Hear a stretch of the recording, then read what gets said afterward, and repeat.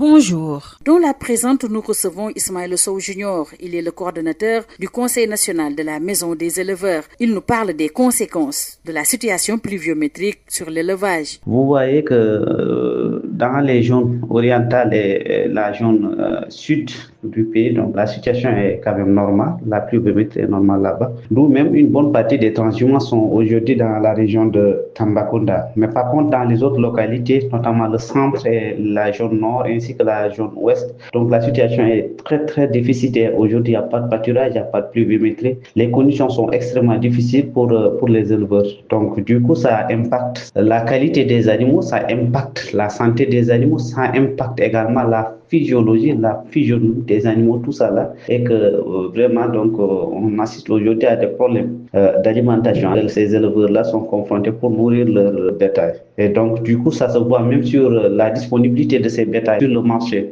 Aujourd'hui, vous allez sur le marché, vous verrez qu'une bonne partie de ce bétail ne peut pas aller sur le marché parce que juste n'ayant pas rempli tous les critères ou les qualités nécessaires pour pouvoir être vendu à des prix raisonnables. C'est une des situations que l'élevage du Sénégal est aujourd'hui confronté et que les éleveurs perdurent aujourd'hui. Par rapport au prix, on peut dire que donc, ça dépend juste de la qualité, de la performance de l'animal. Aujourd'hui, on sait très bien que les animaux sont, en tout cas dans l'ensemble, maigres parce que n'ayant pas été nourris, les conditions avec les retards des pluies là et consorts là.